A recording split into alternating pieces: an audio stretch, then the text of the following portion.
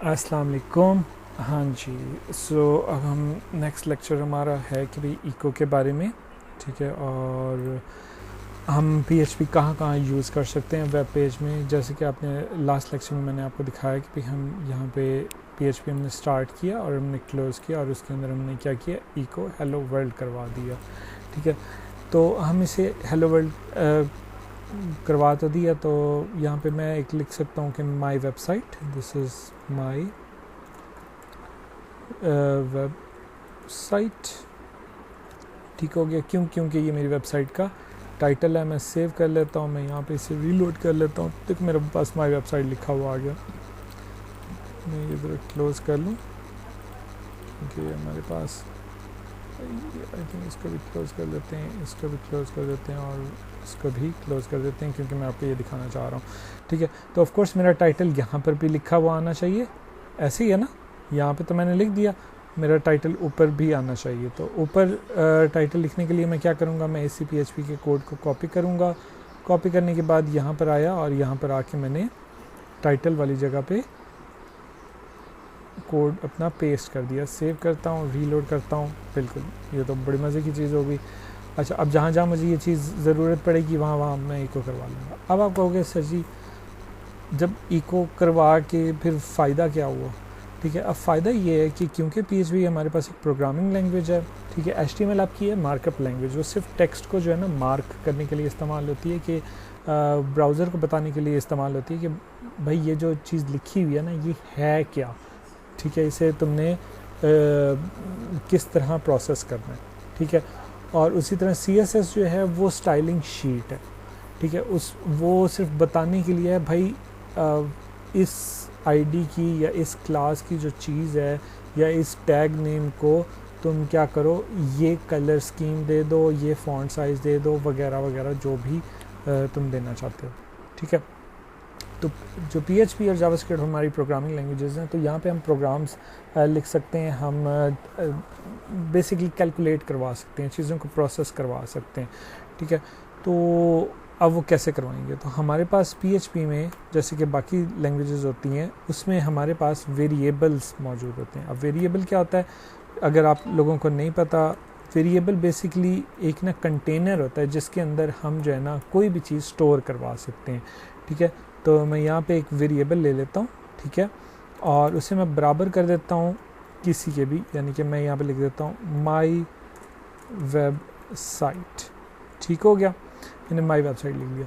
तो किसी भी आप लैंग्वेज में आप जब आप बनाते हो, जैसे जावास्क्रिप्ट में तो हम वेरिएबल क्रिएट करते थे और उसे बराबर कर देते थे एक वैल्यू के, और वो वेरिएबल फिर आप बार बार यूज़ कर सकते हो। अब PHP में आप इस वेरिएबल कैसे क्रिएट करते हो कि आप सबसे पहले उससे डॉलर का साइन लगा देते हो, ठीक है, और फिर अपना वेरिएबल का नाम लिखते हो। अब यहाँ पे जो वेरिएबल मैं जो यूज़ करना चाह रहा हूँ वो है टाइटल, ठीक है, कि वेबसाइट का जो टाइटल है वो क्या है, माई वेबसाइट के नाम से है, और मैं सेव कर लेता हूँ। अब इस टाइटल को मैं कहीं पर भी प्रिंट करवा सकता हूँ, ठीक है। कैसे, जैसे कि मेरे पास टाइटल यहाँ पर टाइटल में यूज़ हो रहा था और हेडिंग में यूज़ हो रहा था यहाँ पर, और यहाँ पर यूज़ हो रहा था, तो मैं वहाँ पे इको करवा देता हूँ अपना डॉलर टाइटल, जैसे कि एक यहाँ पे था और दूसरा इस जगह पे था, ठीक है। और मैं इसे कंट्रोल भी कर सेव कर देते हैं, ठीक है। इससे क्या होगा कि मुझे सिर्फ एक जगह जाके चेंज करना पड़ेगा, कहाँ पे, जहाँ पे मैंने इस टाइटल को डिक्लेयर किया, ठीक है। जैसे कि मैं यहाँ पे लिख देता हूँ ABDUL अब्दुल्स, ठीक है, अब्दुल्स वेबसाइट, और मैं सेव करके सेव करता हूँ और यहाँ पे रीलोड करता हूँ। देखो यहाँ हेडिंग में भी अब्दुल वेबसाइट लिखा हुआ आ गया और टाइटल में भी वही हमारे पास आ गया। तो इस तरीके से जो PHP है वो हमारे कंटेंट को जनरेट कर रही है, प्रोसेस कर रही है, और प्रोसेस करने के बाद हमारे पास क्या चीज़ जो, यानी कि क्लाइंट के पास क्या चीज़ रिसीव हो रही है, वो अगर आप व्यू सोर्स में जाओ तो ये रहा आपका टाइटल। देखो टाइटल में कोई वो नहीं लिखा हुआ, इको डॉलर टाइटल कुछ नहीं लिखा हुआ, ठीक है। और उसी तरह जैसे हमारी हेडिंग थी, हेडिंग में भी बस हमें सिर्फ टेक्स्ट ही रिसीव हुआ, तो ये इसका फ़ायदा हो गया, ठीक हो गया। अच्छा, हम आ जाते हैं, एक न्यू फोल्डर बना लेते हैं हम, यहाँ पे मैं htdocs के अंदर एक न्यू फोल्डर बना रहा हूँ php के नाम से, php, और होप ये बन गया। और यहाँ पे मैं एक न्यू फाइल जनरेट कर लेता हूँ, ठीक है, और इसका नाम मैं दे देता हूँ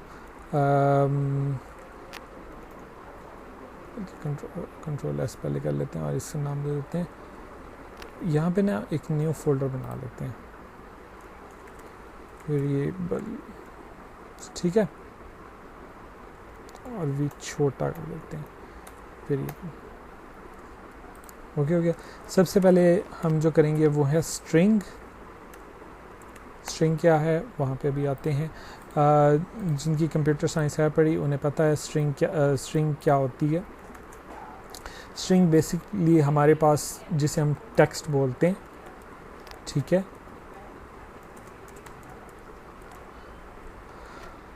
ये हमारे पास सेव हो गया। अच्छा जी, हम यहाँ पे भी वही एड्रेस दे देते हैं। लोकल होस्ट के अंदर हमारे पास PHP के अंदर वेरिएबल, और यहाँ पे स्ट्रिंग, ओके हो गया, .php। अच्छा, अगर हमारे फोल्डर के अंदर इंडेक्स फाइल नहीं होगी तो आपके पास पेज ना कुछ इस तरीके से ओपन होकर आएगा, ठीक है, इसे हम इंडेक्स पेज बोलते हैं। और ये क्या करता है, ये आपको सारी फाइल्स का नेम दे देता है। वो डायरेक्टरी में जो फाइल्स मौजूद होती हैं या फोल्डर्स जो मौजूद होते हैं वो यहाँ पे आपको इस तरह शो करा देता है। तो कोशिश करो कि आप कोई भी फोल्डर इस तरह खाली ना छोड़ना, ठीक है, उसमें कुछ ना कुछ इंडेक्स वगैरह दे देना, मतलब इंडेक्स या होम दे देना, ताकि वो आपकी जो वेबसाइट है वो इस तरह से हैक ना हो। हैक तो फिर भी हो जाती है।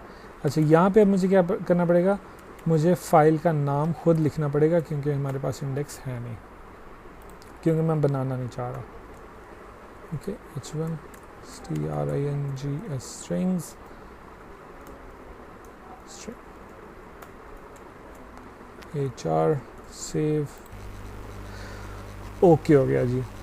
अच्छा, अब स्ट्रिंग को किस तरह, अभी हमने एक स्ट्रिंग बनाई थी ऐसे ही है, हमने वेरिएबल के अंदर स्टोर करवाई थी, यानी कि मैं यहाँ पे लिखूँगा $, ठीक है, और मैं एक वेरिएबल क्रिएट कर रहा हूँ टेक्स्ट के नाम से, और उसे मैं बराबर कर देता हूँ किसके जी, किसके बराबर करूँ, अब अब्दुल्स वेबसाइट, ABDULS वेबसाइट, ठीक है। अच्छा, आपने यहाँ पे देखा, यहाँ पे ना मेरा टेक्स्ट थोड़ा सा एक अजीब सा हो गया, ठीक है, और एक काम करता हूँ, मैं इसे इको भी करवा देता हूँ। इको ये करेगा नहीं, लेकिन फिर भी मैं इको करवा देता हूँ, सिर्फ आपको एक चीज़ दिखाना चाह रहा हूँ। सेव करते हैं, रीलोड करते हैं, तो वो ना मुझे एक एरर दे रहा है, सिंटैक्स एरर, ठीक है। सिंटैक्स एरर से मुराद ये होता है कि आपका जो आपने क्यूरी लिखी है या कमांड लिखी है उसका लिखने का तरीका, उसकी उसमें ग्रामर मिस्टेक है, यानी कि उसे आपने सही तरीके से नहीं लिखा। तो वो कह रहे सिंटैक्स है अनएक्सपेक्टेड एस जो कि यहाँ पर है in the string on line number 13। अब लाइन नंबर 13 के अंदर ये मसला आ रहा है, और वो ऑफ कोर्स सब लाइन भी मुझे कह रहा है भाई यहाँ पे थोड़ा सा इशू है, ज़रा इसे देखो। अब वो हुआ क्या है, मैंने लिखा है अब्दुल, ठीक है, और अब्दुल लिखने के बाद अच्छा, जब भी आप स्ट्रिंग लिखोगे, कोई भी स्ट्रिंग लिखोगे, तो आपको उसे इन्वर्टेड कॉमास में लिखना पड़ेगा। अब वो inverted commas single inverted commas भी हो सकते हैं, डबल इन्वर्टेड कॉमास भी हो सकते हैं, और अगर आप ये टैब के ऊपर आपके पास एक अपॉस्ट्रोफी जैसा साइन है, ठीक है, तो ये भी हो सकता है। आप इसके अंदर भी कोई भी टेक्स्ट लिखना चाहते हो या स्ट्रिंग जो आप लिखना चाह रहे हो तो वो आप लिख सकते हो, तो वो ऐसे टेक्स्ट के तौर पे लेगा। पर सोच लेते हैं कि अब्दुल तक तो ठीक था, उसने कहा अब्दुल तक सब कुछ ठीक है, बट अगर जैसे ही मैंने लिखा अब्दुल्स वेबसाइट, तो वहाँ पे उसने थोड़ा सा मसला खड़ा कर दिया। क्यों? क्योंकि उसे ये लग रहा है कि टेक्स्ट इस इन्वर्टेड कॉमा जो अब ए से पहले जो मौजूद है वहाँ से स्टार्ट हो रहा है और यहाँ पर ख़त्म हो रहा है टेक्स्ट। इसके बाद वो कह रहा है भाईजान आप कोई और बात कर रहे हो, ठीक है, मुझे नहीं पता ये क्या बात है, बट ये कोई और बात है, इस वजह से हमारा ये एरर आ रहा था, ठीक है। अब इसको हल करने का तरीका ये है कि जब भी आपके पास इस तरह का टेक्स्ट हो, अगर आपने उस टेक्स्ट में सिंगल इन्वर्टेड कॉमास यूज़ करने हैं, ठीक है, तो आप क्या करो, बाहर डबल इन्वर्टेड कॉमास स्टार्ट करो और अंदर फिर आप सिंगल इन्वर्टेड कॉमास, वो उसे एज ए टेक्स्ट ही लेगा। मैं सेव करता हूँ, रीलोड करता हूँ और मेरे पास ये देखो ये टेक्स्ट आ गया। ओके हो गया। और अगर मैं एक और वेरिएबल बना लेता हूँ $t_2, ठीक है, कोई t_2।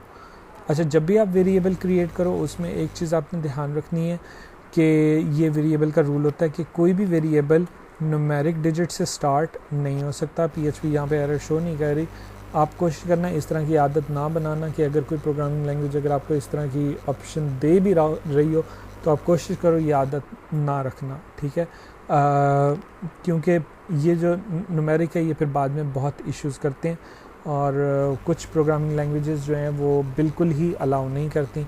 तो आप कोशिश करो इस तरह का ना करो। अगर आपने न्यूमेरिक यूज़ करना है या कोई भी आपने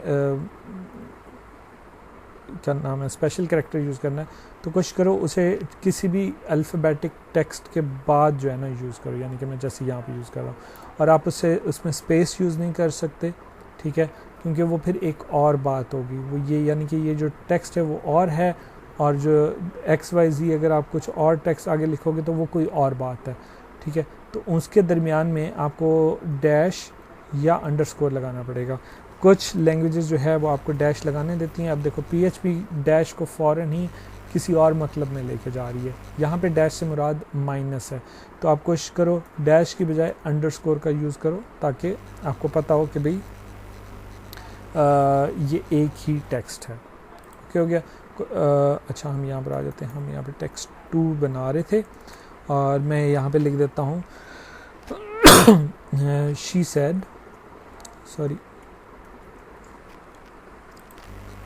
यहाँ पर आ रहे थे, सॉरी, शी सेड, ठीक है।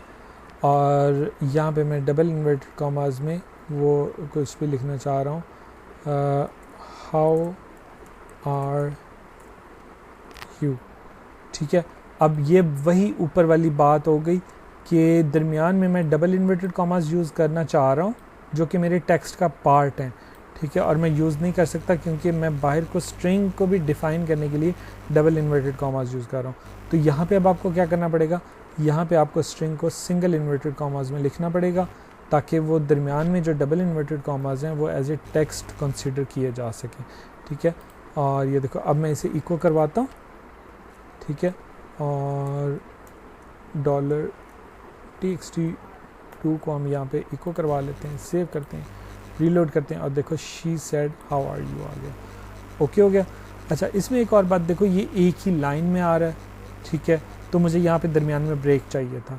तो ब्रेक देने के लिए मैं क्या करूँगा, मैं जो है यहीं पे इको करवा सकता हूँ HTML का टैग जो कि हमारे पास इस तरीके से लिखा हुआ आता है BR, ठीक है।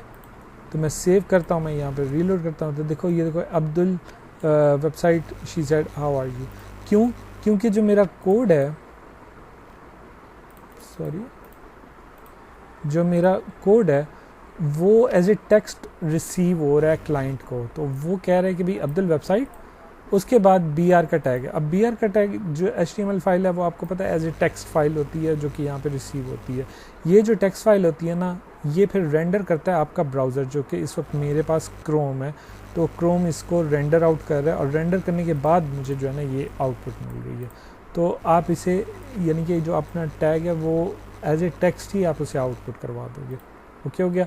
दूसरा तरीका क्या है आउटपुट करवाने का, आप लिख दोगे प्रिंट और इको एक ही काम करते हैं, उसमें कोई फ़र्क नहीं है, ठीक है। मैं रीलोड करता हूँ, देखो अभी भी वही BR ही लिखा हुआ है, इनमें कोई फ़र्क नहीं है। तो आप इसमें टेंशन ना लेना कि भाई इको लिखा हुआ है या प्रिंट लिखा हुआ है अगर आप किसी और का कोड डीबग कर रहे हो तो। अच्छा, आप दो टेक्स्ट को एक साथ जॉइन भी करवा सकते हो, ठीक है। यानी कि मैं यहाँ पे एक इको कर लेते हैं पहले BR, HR कर लेते हैं, HR सीधा, ठीक हो गया। सेव करते हैं। अच्छा, मैं यहाँ पे एक वेरिएबल क्रिएट कर रहा हूँ नेम, ठीक है, और नेम मैं लिख देता हूँ ABDUL और SAMAD। ओके हो गया, मैंने नेम लिख लिया और मैं इसे इको करवाना चाह रहा हूँ कि इको योर नेम इज़, या योर नेम की बजाय माई नेम इज़, ठीक है, और आगे मैं ये वेरिएबल उठाना चाह रहा हूँ, ठीक है। तो अगर मैंने इन दोनों को ज्वाइन करना है तो ज्वाइन करने के लिए मुझे यहाँ पे दबाना पड़ेगा डॉट, और अब मैं यूज़ कर सकता हूँ $NAME नेम, ठीक है। मैं सेव करता हूँ, मैं रीलोड करता हूँ और देखो मेरे पास my name is Abdul Samad लिखा हुआ आ गया, ठीक है। इस चीज़ को बोलते हैं कॉन्कैटिनेशन, ठीक है,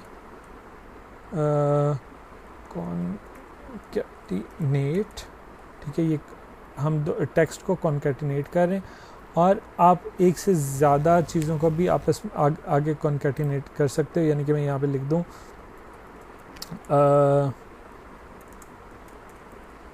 दिस वेबसाइट इज़, और हमने वो जो ऊपर टेक्स्ट बनाया था अब्दुल वेबसाइट के नाम से, तो वो हम यहाँ पे लिख देते हैं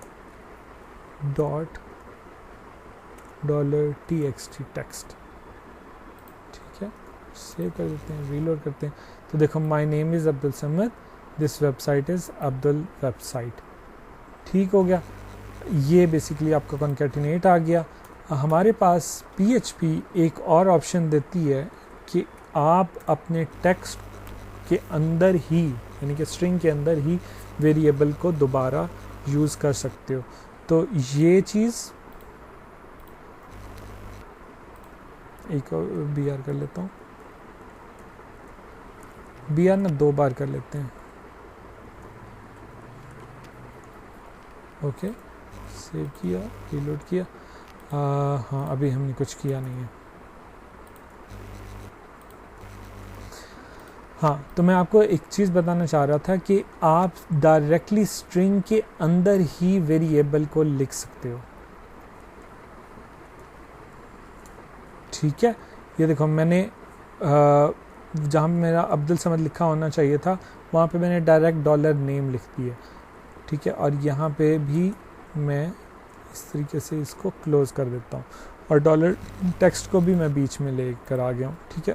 ये PHP में आई थिंक अवेलेबल है, बाकी इस लैंग्वेज में मैंने अभी देखा नहीं है, अगर होगा तो मेरी नॉलेज में नहीं है, बट PHP ये आपको ऑप्शन देती है। हम इसे रीलोड करते हैं तो देखो my name is Abdul Samad, this website is Abdul's website, ठीक है। ये भी लिखने का तरीका ठीक है, ये भी लिखने का तरीका ठीक है, अगर आप मल्टीपल एक ही स्ट्रिंग के अंदर वेरिएबल यूज़ करवा रहे हो। ओके हो गया। इंशाल्लाह फिर नेक्स्ट लेक्चर में हम जो है ना नंबर्स को देखेंगे, नंबर्स क्या हैं